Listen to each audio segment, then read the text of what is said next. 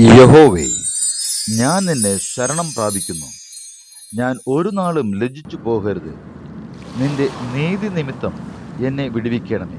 സങ്കീർത്തനങ്ങൾ 31:1.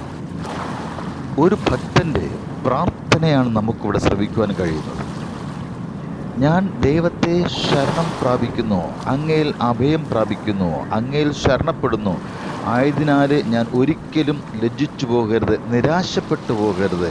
എൻ്റെ പ്രാർത്ഥനയുടെ ഫലമല്ല, എൻ്റെ പ്രവൃത്തിയുടെ ഫലമല്ല, എൻ്റെ വിശ്വാസത്തിൻ്റെ ഫലമല്ല, അവിടുത്തെ നീതി നിമിത്തം എന്നെ ഈ ദുർഘട സാഹചര്യങ്ങളിൽ നിന്നും വിടുവിക്കണമേ.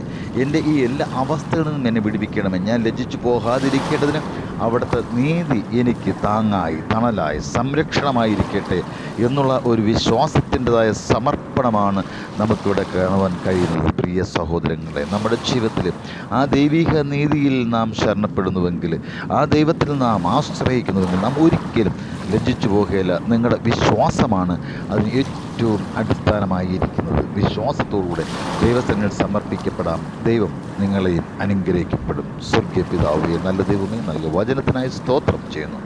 അവിടുത്തെ നീതിയാണ് അവിടുത്തെ മക്കളെ അവിടെ നിന്ന് വിടുവിച്ച് ലജ്ജാകരമാകുന്ന സാഹചര്യങ്ങളിൽ നിന്നും സന്തോഷത്തിൻ്റെയും സമാധാനത്തിൻ്റെയും പ്രത്യാശയിലായി തീരുവാൻ അവിടെ നിന്ന് കൃപ തോന്നുമാറാകണമേ. അങ്ങയിൽ ശരണപ്പെടുന്ന മക്കൾക്ക് ഒരു നന്മയ്ക്കും കുറവില്ല എന്ന് തിരുവചനം പഠിപ്പിക്കുമ്പോൾ ആ കൃപകളാൽ, ആ നന്മകളാൽ അവിടെ നിന്ന് മാനിക്കുമാറാകണമേ. യേശുവിൻ നാമത്തിൽ തന്നെ ആമേൻ.